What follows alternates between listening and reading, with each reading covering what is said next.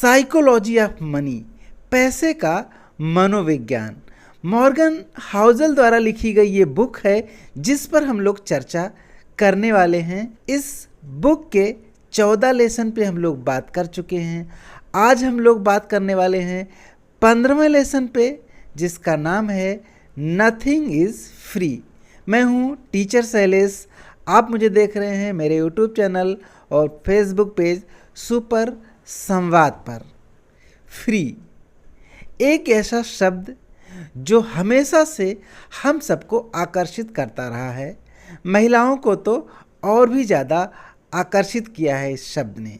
एक के साथ एक free, buy one get one free, buy two get one free, इस तरह के ऑफर्स कंपनियां अपने प्रोडक्ट पे देती रहती हैं, या तो फ्री के फॉर्म में या तो डिस्काउंटेड फॉर्म में 70%, 50%, 80% डिस्काउंट देती रहती हैं।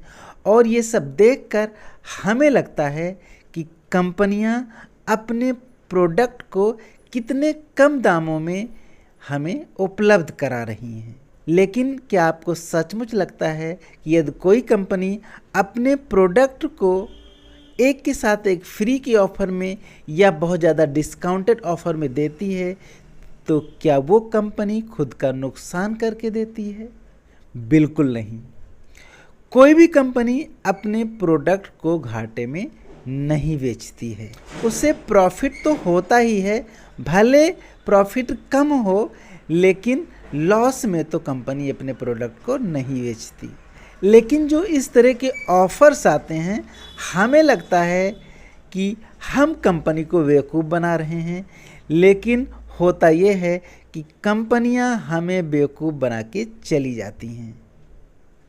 अगर किसी प्रोडक्ट की कीमत ही 200 रुपये हो और उस पर रेट लिख दिया जाए 800 और डिस्काउंट करके 200 रुपये में बेच दिया जाए, तो हमें लगता है कि कंपनी हमें फ्री में दे रही है इतने महंगे प्रोडक्ट को इतने कम दामों में, और हम सहर्ष उसे खरीद लेते हैं। तो ये एक साइकोलॉजी है। यदि हमें लगता है कि कोई प्रोडक्ट उसके जो एमआरपी है उस एमआरपी से बहुत कम दामों में मिल रहा है, तो हमें लगता है कि वो हमें फ्री में मिल रहा है और हम उसे खरीद लेते हैं, भले उसकी आवश्यकता हमें ना हो। और इसी बात का फ़ायदा कंपनियां उठाती हैं। तो चूंकि हम लोग बात कर रहे हैं साइकोलॉजी ऑफ मनी के इस लेसन पे, नथिंग इज़ फ्री, कुछ भी फ्री नहीं है।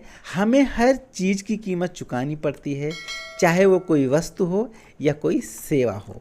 तो इस पुस्तक में बताया गया है कि यदि कोई व्यक्ति किसी शेयर को खरीद कर करोड़पति बनता है तो उसने भी उसके लिए कीमत चुकाई होगी।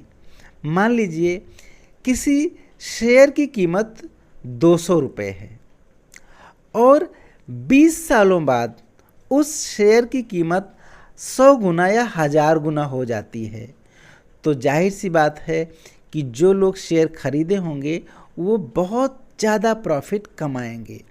लेकिन सब लोग नहीं, सिर्फ वो लोग कमाएंगे जो उस शेयर की मिनिमम कीमत हो जाने के बाद भी उस शेयर को होल्ड किए रहते हैं, रिस्क लिए रहते हैं, वही उस प्रॉफिट को प्राप्त करते हैं। और वो लोग जो उस शेयर के मिनिमम प्राइस के आने पे उस शेयर को बेच देते हैं, वो लोग कभी भी अमीर नहीं बन सकते। तो कहने का मतलब ये है, अमीर वही व्यक्ति बनता है जो विषम परिस्थितियों में भी अपना विश्वास बनाए रखता है, शेयर को होल्ड किए रहता है, बहुत सारी समस्याएं झेलता है, मानसिक रूप से, आर्थिक रूप से, लेकिन फिर भी वो शेयर को होल्ड किए रहता है। अंत में वही उस शेयर के मैक्सिमम प्राइस को पाता है। वहाँ पर उस व्यक्ति ने उसकी कीमत चुकाई है, क्योंकि मिनिमम प्राइस पे शेयर को होल्ड करना आसान नहीं होता है, बहुत मानसिक तनाव झेलना पड़ता है।